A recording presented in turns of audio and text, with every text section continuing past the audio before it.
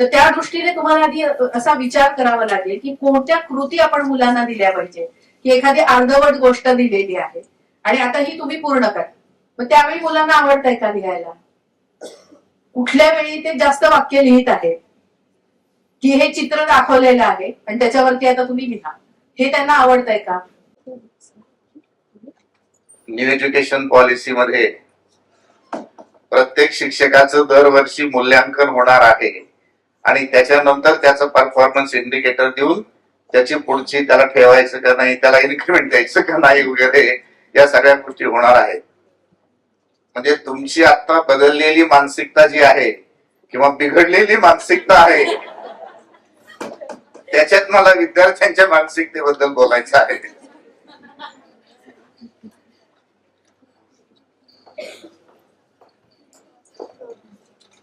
मानसिकता हा शब्दच मुळे इतका विचित्र आहे. कोणाची कशी मानसिकता कधी बदलेल, कधी उत्तम असेल आणि त्याचा परिणाम दुसऱ्यांवर काय होईल, स्वतःवर काय होईल, या सगळ्या गोष्टी त्याच्याशी संबंधित आहेत. पण आपल्यापैकी बरेचसे लोक बीएड झालेले असतील, काही डीएड झालेले असतील, काही इंग्रजी माध्यमाचे शिक्षक आले असतील, ते दोन्हीला शिवलेले नसतील, बीएड हे नाही आणि डीएड हे नाही. पण जे कोणी बीएड डीएड झालेले आहेत त्यांना थोडासा मानसशास्त्राचा लवलेश आहे, मानसशास्त्राचा थोडासा अभ्यास आहे. तो जो एक विषय आपल्याला होता बीएडला, त्याला 100 मार्क होते, त्यात पास होण्यापुरतं तरी आपण मानसशास्त्र शिकलेलो आहोत. मानसशास्त्र असं सांगतं की कुठल्याही बाबतीमध्ये यश मिळवायचं असेल, शैक्षणिक प्रक्रिया असेल, शैक्षणिक प्रक्रिया असू देत, व्यावसायिक असू देत, सामाजिक असू देत, यश मिळवायचं असेल तर त्याला बुद्धिमत्ता कमी लागते, बुद्धिमत्ता जास्त लागत नाही.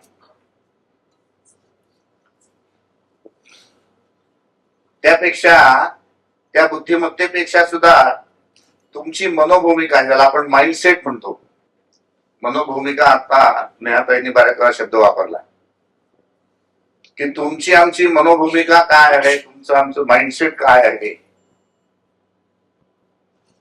ते जास्त यशासाठी निगडित आहे. किंवा ज्याला आपण आव्हान पेलण्याची ताकद, की माझ्या समोर एक समस्या उभी राहिलेली आहे आणि ती समस्या आता मला यशस्वीपणे सोडवायची आहे. एनईपी मध्ये क्रिएटिव्ह थिंकिंग हा शब्द बऱ्याच वेळा आलेला आहे. ते आव्हान पेलण्याची ताकद जेव्हा तुमच्याकडे असेल त्यावेळेला तुम्हाला तुमचं यश मिळू शकतं. किंवा हल्ली असं पण म्हणतात की यश मिळण्यासाठी आत्मविश्वास, कॉन्फिडन्स अत्यंत महत्वाचा असतो. की तुमच्या मनावर किती एखाद्या गोष्टीविषयीचा कॉन्फिडन्स आहे आणि त्या कॉन्फिडन्सने तुम्ही कसं सामोरं जाताय.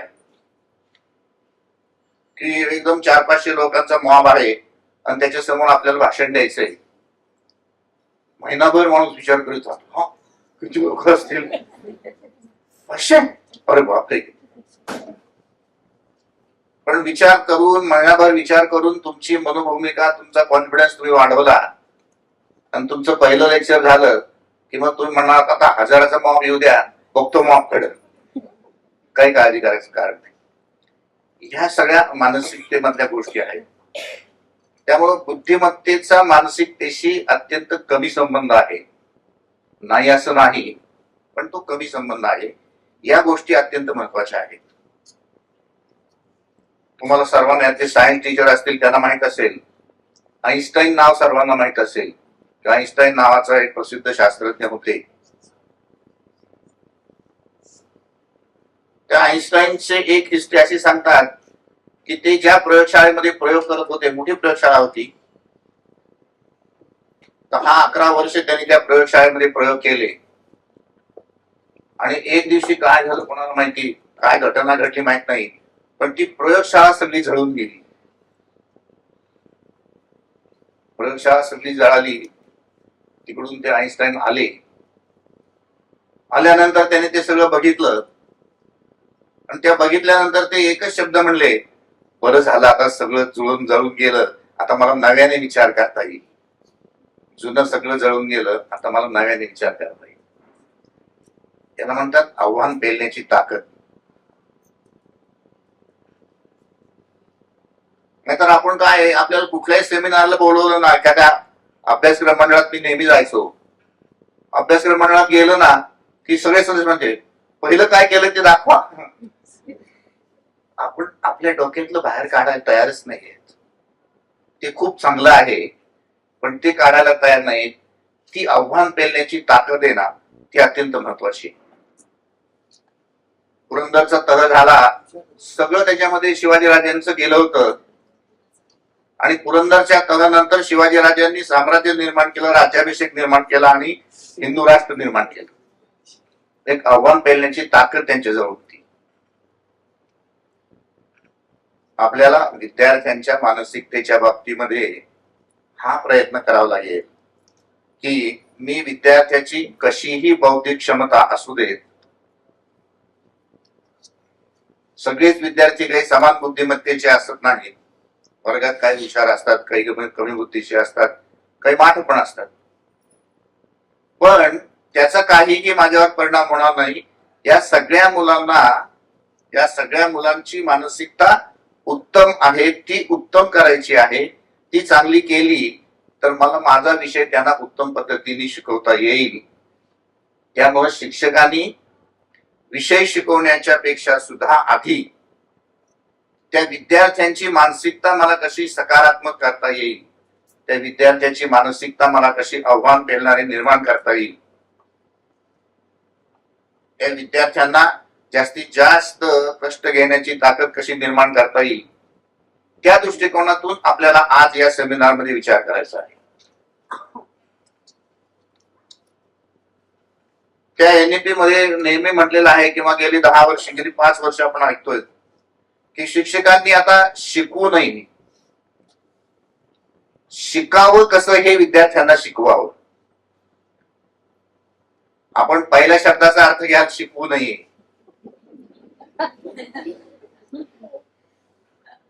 ग्लोबल फाउंडेशनचं सेमिनार मस्त झालं. देशमुख सरांचं लेक्चर इतकं उत्तर झालं, शिकवू नका काही, असं नाही म्हणलेलो मी, त्या अँगलनी नाही म्हणलेलो. मुलांना शिकावं कसं हे जे गेले 5 वर्ष शिक्षणाच्या प्रक्रियेत सांगितलं जातंय, न्यू एज्युकेशन पॉलिसीमध्ये ते व्यक्त केलेलं आहे.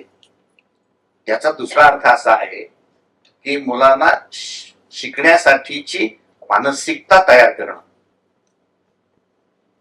शिकण्यासाठीची पूर्वतयारी आपण ज्याला म्हणतो, पूर्वतयारी म्हणजे तीच मानसिकता तयार करणं, ते महत्वाचं आहे. त्या पार्श्वभूमीवर मी आपल्याला काही विद्यार्थ्यांची माझ्या प्रत्यक्ष शिकवण्याच्या काळात घडलेली उदाहरणं सांगतो की मुलांची मानसिकता कशी असती. मी काही दुसऱ्याची उदाहरणं सांगत नाही किंवा वाचलेली सांगत नाही. मला प्रत्यक्ष माझं जे काही 30-35 वर्षाची मी सेवा केलेली आहे, त्या सेवेत घडलेली उदाहरणं सांगतो आपल्याला. अगदी सुरुवातीला मी BSc BEd म्हणजे सायन्स टीचर आहे मी, पण अगदी सुरुवातीला मी जेव्हा शाळेमध्ये आलो, शाळेमध्ये मला सायन्स विषय दिलेलाच होता, सायन्स विषय मी शिकवत होतो. पण शाळेमध्ये आणखीन एक शब्द असतो, अभ्यासक्रम पूरक कार्यक्रम, को करिक्युलर ऍक्टिव्हिटी. इतक्या को करिक्युलर ऍक्टिव्हिटी आता झाल्या आणि काही शिक्षक इतके उपक्रमशील झालेत, त्यांना कळतच नाही आपण कुठला विषय शिकवतो, काय इतके उपक्रमात घडून गेलेत. मुख्याध्यापक पण त्याला म्हणतात तुम्ही तिकडच बरे आहात, शिकवणं बाजूलाच राहिलं. तसं त्यावेळेला मी विद्यार्थ्यांना व्यावसायिक शिक्षणाची आवड निर्माण करून द्यायची म्हणून detergent, cleaning powder, white phenyl याची तयार करायचं शाळेमध्ये, त्याची विक्री करायचं, हे प्रोजेक्ट मी सांभाळत होतो. आमच्या आपल्या हायस्कूलमध्ये उत्तम पद्धतीने हे काम सुरू होतं. दर शनिवारी आम्ही ती डिटर्जंट पावडर करायचो. मुलं ती पिशव्या भरून पॅक करून मुलं घेऊन जायचे. जी मुलं बसनी जात होती ना, ती बसमध्ये त्यांची संपून जायची. कारण ते आम्ही निवेदन तयार केलं होतं, ते बस मधले प्रवासी होते, बघू काय ते निवेदन वाचायचं, ते मला 1 किलो. समाज खूप चांगला आहे. ती मुलं त्यांची त्यांची विक्री त्यात व्हायची. पुढे हळूहळू काय व्हायला लागलं की हा प्रकल्प खूप पुण्यात यशस्वी झाला, म्हणजे बऱ्याच लोकांना माहित झाला. आणि सगळ्या शाळा मला ती डिटर्जंट क्लिनिंग पावडर शिकवायसाठी बोलवायला. म्हणजे मी सायन्स टीचरचा पावडरचा शिक्षक असा प्रसिद्ध झालो. तो पावडरचा शिक्षक का, पावडरचा शिक्षक का.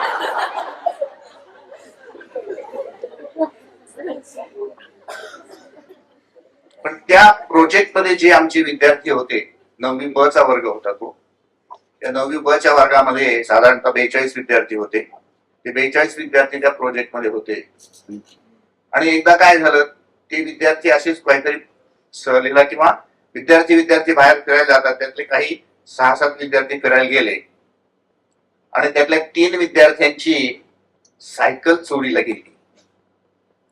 3 विद्यार्थ्यांची सायकल चोरी गेली. दुर्दैव असं होतं, त्या 3 मधले 2 अत्यंत गरीब होते की त्यांना ती पुन्हा सायकल घेता येणं शक्य नव्हतं वगैरे. ती सगळी मुलं विचार करायला लागले आणि त्यातली 30-32 मुलं माझ्याकडे आली आणि म्हणले, सर आपल्या या प्रोजेक्ट मधनं काही प्रॉफिट होत असेल ना. मी म्हटलं हो होत आहे ना. म्हटलं आपण एक शाळेत अकाउंट काढलेलं आहे, त्या अकाउंटवर ते पैसे भरलेले आहेत. म्हटलं म्हणजे त्या अकाउंट मधनं, त्या पैशातनं ह्या 3 मुलांची सायकल चोरीला गेली, त्यांना घेऊन देता येईल का नवी. विद्यार्थ्यांची मानसिकता होती, विद्यार्थ्यांची मानसिकता ह्याच्यात की माझ्या बरोबर असलेला माझा मित्र तो गरीब आहे, सायकल चोरीला गेलेली, त्याला पुन्हा सायकल घेऊन द्यायला पाहिजे, तर त्याचा शाळेमध्ये आनंद निर्माण होईल. ही आहे सकारात्मक मानसिकता.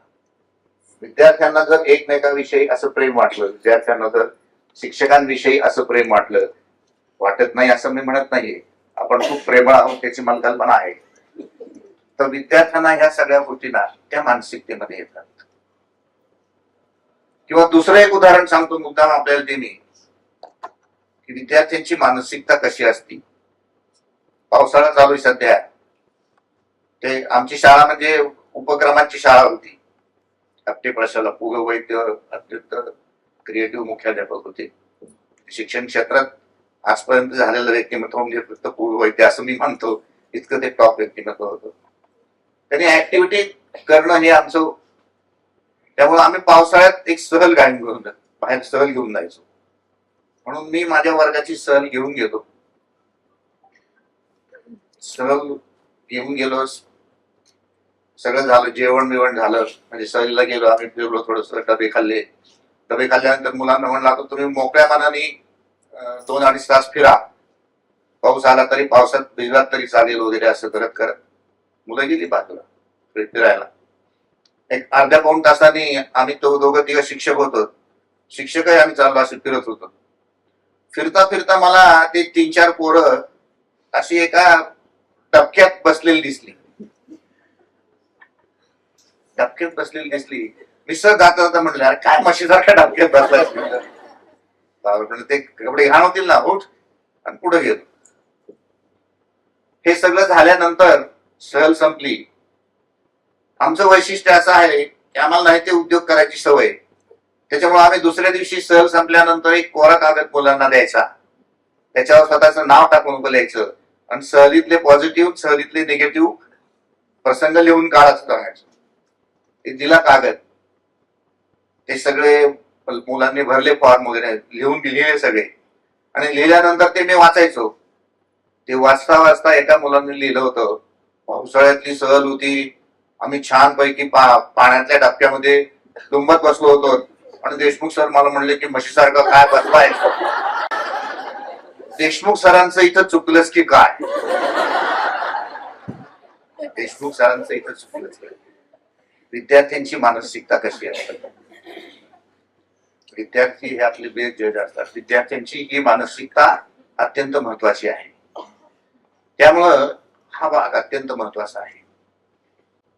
तुम्ही जे म्हणताय की मुलं खूप बेशिस्त आहेत, तर मुलं बेशिस्त नाहीयेत, मुलं अस्थिर आहेत असा शब्द वापरा. मुलं अस्थिर आहेत.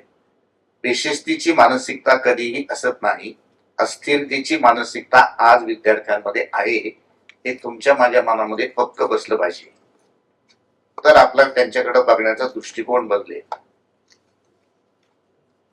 तर ह्या अस्थिर मानसिकतेचं आमच्या शाळेतलं उदाहरण सांगतो.